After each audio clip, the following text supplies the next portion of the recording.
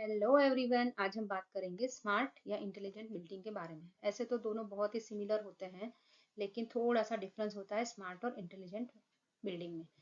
जब भी हम ऑर्डिनरी बिल्डिंग में आईटी एप्लीकेशंस अप्लाई करते हैं तो उसे स्मार्ट बिल्डिंग बोला जाता है। Smart building is a bigger term and intelligent building is coming under smart building. So first will discuss smart building. तो स्मार्ट बिल्डिंग ऐसा स्ट्रक्चर होता है जिसमें इंटीग्रेटेड प्रोसेस होते हैं, smart engineering and creative design that are equipped with innovative technology, devices, software, digital platform। मतलब बहुत सारा कंप्यूटर का एप्लीकेशन होता है, उसकी वजह से automation of different systems that is possible. तो उसकी वजह से क्या होता है, जो भी इंडोर एनवायरनमेंट होता है जैसे heating, ventilation, lighting, security system जैसे ऑपरेशन वो सेल्फ रेगुलेट कर सकता है।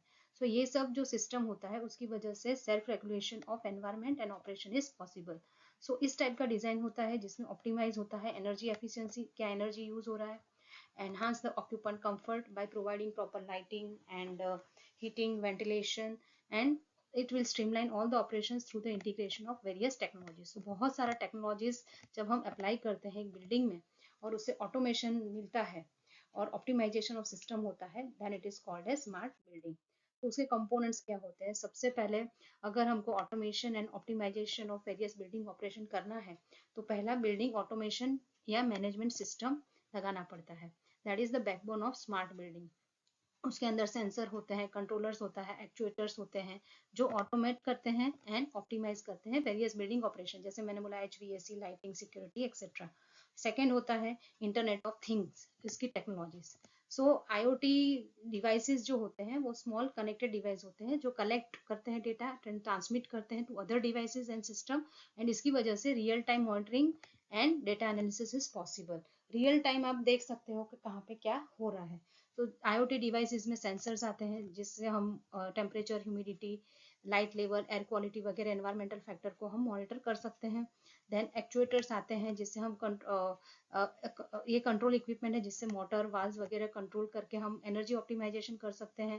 देन कंट्रोलर्स आते हैं, वो मैनेज एंड कोऑर्डिनेट करते हैं आईओटी डिवाइसेस एंड सिस्टम, जिसकी वजह से रियल टाइम मॉनिटरिंग, मतलब रियल टाइम मतलब कि एट पर्टिकुलर टाइम क्या पर्टिकुलर चीजें हो रही है वो सब ऑब्जर्व करना, उसका एनालिसिस होना और ऑटोमेशन करना।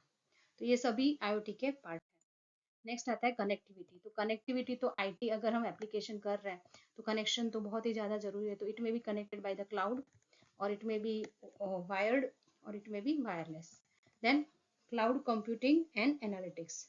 सो ये जो सिस्टम है, it enable the data analysis and storage in remote server, जिसे क्लाउड बोला जाता है। रिमोट सर्वर पे सब कुछ डेटा स्टोर होता है और एनालिसिस भी होता है, and that enable the real time monitoring and analysis of building data. कोई भी बिल्डिंग डेटा अगर आपने डाल दिया है तो वो सर्वर पे रहेगा और उसका आप यूज करके ऑप्टिमाइजेशन कर सकते हैं बिल्डिंग ऑपरेशन को और ऑक्यूपेंट का कंफर्ट एंड वेलबींग बढ़ा सकते हैं। तो there are certain examples that are given कि कैसे IoT powered cloud computing and data analytics work करता है। सबसे पहले तो डेटा कलेक्शन आएगा। तो cloud based system can collect the data from the IoT devices, मतलब सेंसर्स, कंट्रोलर वगैरह में से वो डेटा लेता है real time. Then data analytics, मतलब cloud based analytics can analyse, अभी आपके पास डेटा आ गया है, अब उसको एनालिसिस करना है। सो वो एनालिसिस करेगा, वो फिर पर्टिकुलर पैटर्न चेक करेगा कि क्या ट्रेंड्स है और उसके बेस पे वो प्रेडिक्ट करेगा। मतलब जो भी आपके पास डेटा अवेलेबल है उसका एक पैटर्न वो आइडेंटिफाई करेगा एंड उसके बेस पे वो प्रेडिक्शन करेगा। सपोज कोई इक्विपमेंट फेलियर हो रहा है, लिफ्ट फेलियर हो सकता है या कुछ पंप फेलियर हो सकता है, सो प्रेडिक्टिव मेंटेनेंस में हम यूज कर सकते हैं। तो उसकी वजह से क्या होता है कि हम एडवांस में ही शेड्यूल कर लेते हैं मेंटेनेंस का बिफोर फेलियर अकर्स, जो नॉर्मल कन्वेंशनल बिल्डिंग में नहीं होता है। जब वो फेलियर होता है तभी आपको उसका मेंटेनेंस करवाना होता है। यहाँ पे हमको एडवांस में पता चल जाता है, उसकी वजह से हम एडवांस में उसका मेंटेनेंस कर सकते हैं। And that reduce the maintenance cost as well as minimise the down time, मतलब जो भी इक्विपमेंट है वो पड़ा नहीं रहेगा, that is sure. So this is the example how this IoT powered cloud computing and data analytics work. Then user interface public dashboard. सो जितना भी डेटा हमने स्टोर किया, प्रोसेस किया, वो सब डैशबोर्ड पे रहता है। एंड इसकी वजह से क्या होता है, सेंट्रलाइज विजिबिलिटी होती है एंड उसकी वजह से डेटा शेयरिंग भी इजी होता है।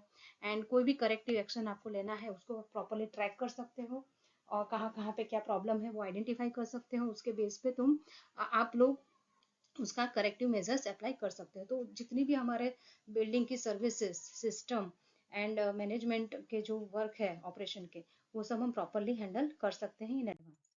So smart building converges various building-wide systems such as HVAC, lighting, alarm, monitoring, energy management, safety, security, everything using IoT and incorporation of all the sensors. So IoT और smart building में जैसे आपने देखा ये सब systems and services, security, lighting, HVAC, energy management 24/7 आप monitoring कर सकते हैं, दैट इज CCTV, उसका आप कंटिन्यूअस ट्रैक कर सकते हैं। फायर सेफ्टी, फायर अलार्म बज जाएंगे, अगर कहीं पे लगता है कि आग लगी हुई तो तुरंत फायर अलार्म बजेगा, तो तुरंत पता चलेगा। और काफ़ी जगह पे तो ऑटोमेटिक स्प्रिंकलर्स होते हैं जो स्प्रिंकल करना स्टार्ट कर देते हैं। तो ये सब सिस्टम्स प्रोवाइड किया जाता है स्मार्ट बिल्डिंग में।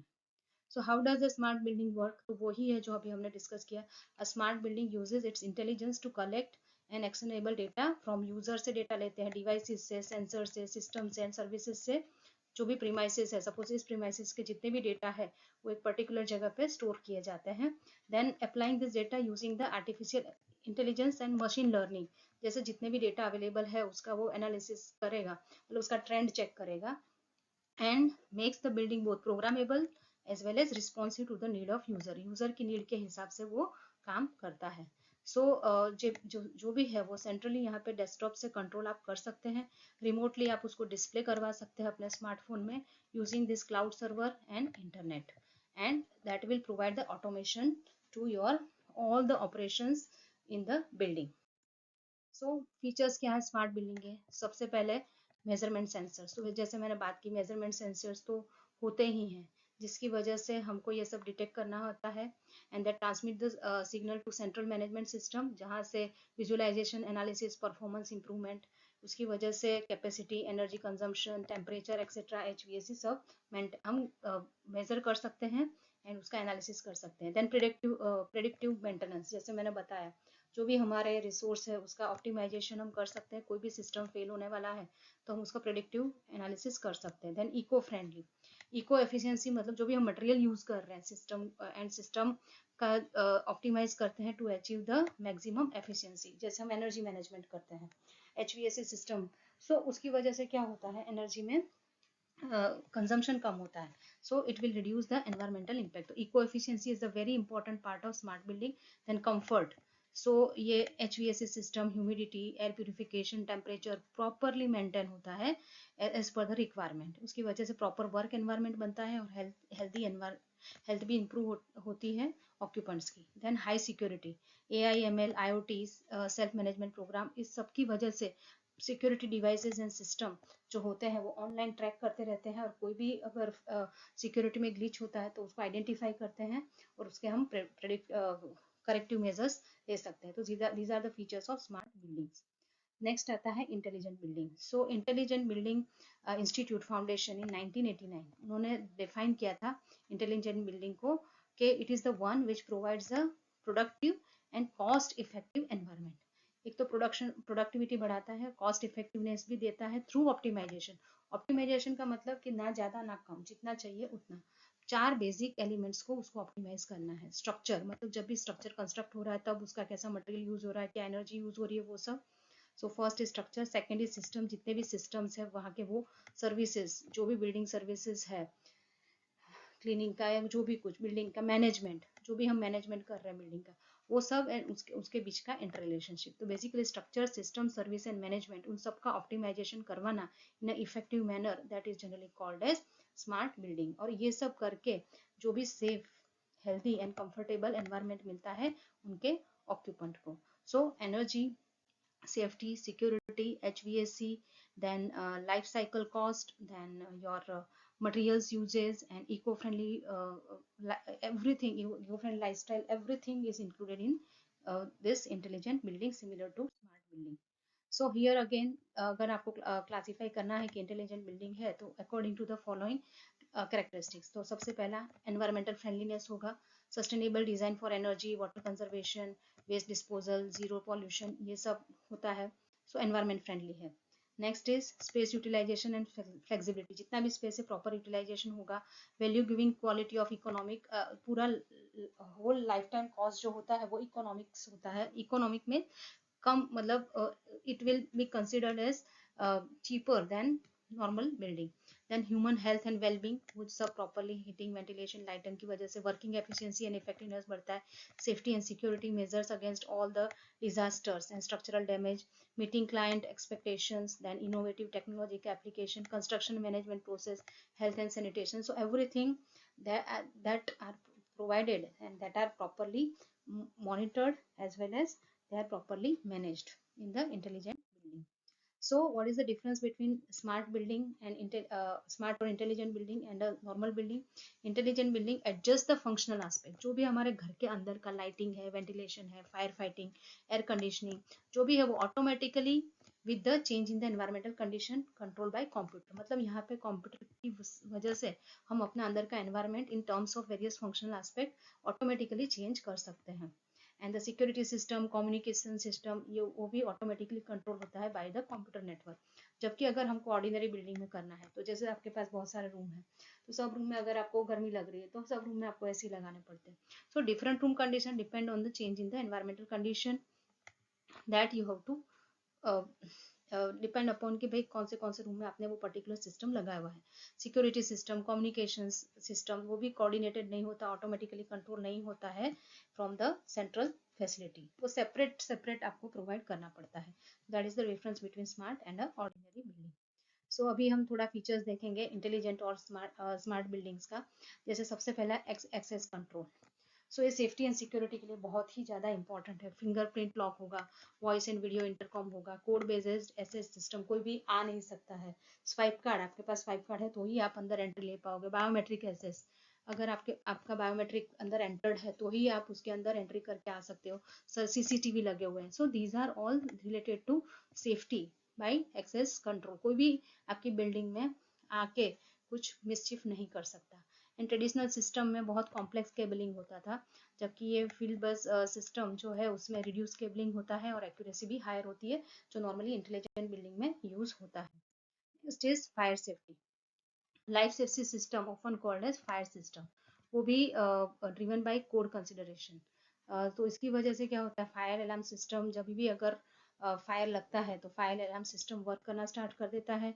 एंड ऑटोमेटिकली स्प्रिंकलर जो है वो भी वर्क करना स्टार्ट कर देता है. Also manually through fire brigade, उसको मैसेज मिल जाएगा तो वो आना शुरू कर देंगे.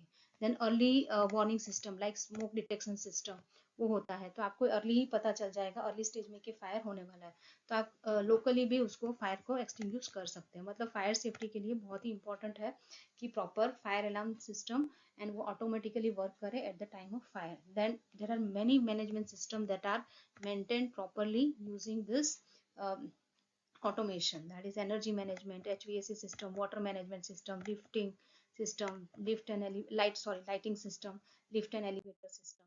So एनर्जी मैनेजमेंट सिस्टम में बहुत ही ज़्यादा एनर्जी एफिशिएंट बिल्डिंग होते हैं, जिसमें प्रॉपर लैंडस्केपिंग होता है, proper build to open spacing होता है, पानी कम यूटिलाइजेशन होता है, location of water body should be at proper place, proper orientation होता है. जो भी मटेरियल हम यूज़ करते हैं वो उसमें लो एम्बॉडीड एनर्जी, मतलब कि उसका जो कंजम्पशन है and green house gas emission है वो बिल्कुल कम होता है. रिन्यूएबल एनर्जी सोर्स का यूज करते हैं, solar cell etcetera. Fly ash based concrete wall should be use. Material efficiency, intelligent building should be constructed so that it can take the advantage of renewable resource, cost effectiveness construction. So these are all things that are generally applied for managing energy efficiency. So energy efficiency की वजह से energy कम reduction होता है.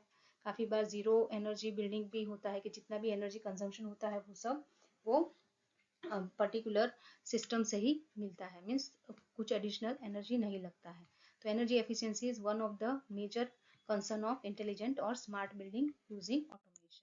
Next is HVAC system. So HVAC system में भी sensors and IoT का use होता है एंड जो क्लाइमेट को कंट्रोल करते हैं inside your house. And to reach the defined comfort level they can regulate the several condition. Fan का स्पीड ऑटोमेटिकली वो एडजस्ट करेगा, ह्यूमिडिटी, लाइटिंग एंड हीटर्स. अगर जब हीटर्स चाहिए तो हीटर्स का यूज होगा, जब वेंटिलेशन का यूज चाहिए तो वेंटिलेशन. मतलब वट एवर इनसाइड कंडीशन उसको automatically as per the requirement उसका ऑटोमेशन जो भी अप्लाई किया है उसकी वजह से वो ऑटोमेटिकली इंडोर क्लाइमेट रेगुलेट होता जाएगा. And unpleasant smell and excessive moisture है तो वो भी कम होगा। तो humidity, temperature, then lighting etcetera, that will be automated using this sensors and IoT systems. Next is water management. So water management system may be rainwater harvesting, water efficient fixtures, then water treatment, recycling, grey water reuse, solid waste disposal, control strategy, proper water drainage system, ये सब apply किया जाता है। जहाँ जहाँ possible है वहाँ पे हर जगह पे IoT एंड सेंसर्स वगैरह का यूज़ किया जाता है। जैसे कि अगर पानी चढ़ाया है तो वहाँ पे ऑटोमेटिकली पानी अगर ओवरफ्लो करने के लेवल पे आ जाता है तो ऑटोमेटिकली शट डाउन हो जाएगा। So this type of systems that are automated in the building. Then lighting system. Smart lighting control includes the microprocessor, processor based elements such as sensor होते हैं जो जिसकी वजह से light turn off turn on होती है as per the requirement. तो smart lighting उसकी वजह से आपका जो लाइटिंग है वो एनर्जी भी कम यूज होता है। So these are some of the area in which the smart lighting in the intelligent environment is created. Voice control, then RGB dimmer, touch control, then LED strip, motion sensors होते हैं, halogen dimmer, then on off lamp. So these are all smart lighting can be done. Then lift and elevator system. Smart elevators, they are equipped with the advanced algorithm and sensors. So ये elevators भी बहुत ही ज़्यादा smart होते हैं। वो analyze करते हैं कि कैसा ट्रैफिक पैटर्न आ रहा है, कौन से पर्टिकुलर टाइम पे ट्रैफिक ज़्यादा होता है, एंटिसिपेटेड डिमांड कितना कब डिमांड हो सकता है उसके हिसाब से अपना ऑपरेशन एडजस्ट करते हैं, ऑप्टिमाइज करते हैं एनर्जी यूजेस का। एंड वेट टाइम भी आपका कम होता है ताकि तुरंत आपको लिफ्ट या एलिवेटर मिल जाए। तो इसमें भी मशीन लर्निंग या एंड आर्टिफिशियल इंटेलिजेंस का यूज होता है। जो भी डेटा है वो डेटा कैप्चर होता है, उसका एनालिसिस होता है, उसके बेस पे प्रडिक्शन एंड उसके बेस पे जितना भी एनर्जी सेविंग है वो पॉसिबल वो यहाँ पे करता है और इम्प्रूव होता है performance of this elevator and lifts. So all the systems, services, etc. that can be controlled in a proper manner by the computer and application of different AI, ML, different algorithms, sensors, etc. So here you can see this. This is the smart building integration. So उसमें energy management, HVAC system, lighting, elevator, fire and life safety, access and security, water, 24/7 monitoring. Everything is controlled using this internet and high speed internet, wireless connectivity, VPN access, IP telephony, then smart devices, AV conferencing, interactive media, digital signage. So these are all some new technologies that are equipped in your particular building and that will optimize and manage all these system services and management system. So here again this smart building, one example is given how everything is managed: elevator system, lighting control system, smoke control system to give the indication that fire may come, then indoor air quality, electricity distribution, water management, energy metering system, then cooling, heating, ventilation, central management system, then indoor environment control, then intrusion detection, video monitoring, that is CCTV, then security access control, कौन आ सकता है जा सकता है, fire detection and alarm, HVAC. So everything that we have discussed that are to be incorporated in the smart building. So advantage क्या है, जैसे air quality control, मतलब एयर पोल्यूशन नहीं होता है, सेफ्टी सिक्योरिटी हाई लेवल का होता है, एडमिनिस्ट्रेटिव कॉस्ट कम होता है, कंफर्ट मिलता है, एनवायरमेंटल फ्रेंडली है, proper control over the entire structure, then elimination the emission of CO2 क्योंकि एनर्जी एफिशिएंसी है। सो बहुत ही ज़्यादा बेनिफिट है इंटेलिजेंट या स्मार्ट बिल्डिंग के। फर्स्ट तो ऑनर को, जो भी ऑनर है बिल्डिंग का, उनको लो एनर्जी रिक्वायरमेंट की वजह से उनका जो पूरा बजट है एनर्जी का वो प्रॉपरली मेंटेन रहता है, तो economic wise it is good. Operating cost भी लो आता है, स्टाफ की प्रोडक्टिविटी बढ़ती है, ड्यूरेबल बिल्डिंग होता है, more effective and comfortable environment मिलता है फॉर ऑल द ऑक्यूपेंट्स। तो ये तो ओनर जो है बिल्डिंग का उसका फायदा है। दूसरा है बेनिफिट्स टू द रेसिडेंट्स जो वहाँ पे रह रहे हैं, वर्किंग एनवायरनमेंट, एयर क्वालिटी अच्छी है, थर्मल कंफर्ट अच्छा है क्योंकि HVAC सिस्टम प्रॉपर वर्क कर रहा है, प्रॉपर लाइटिंग मिल रही है, ऑटोमेटिक लाइटिंग ऑन ऑफ हो रहा है, मतलब एज पर रिक्वायरमेंट सब कुछ इंडोर एनवायरनमेंट चेंज हो रहा है। सो उसकी वजह से पूरा का पूरा एफिशिएंसी बढ़ता है। सो एनहांस्ड प्रोडक्टिविटी, सो प्रोडक्टिविटी जो भी है वहाँ पे बिल्डिंग ओनर ऑपरेटर जो भी काम करे उनकी बढ़ती है।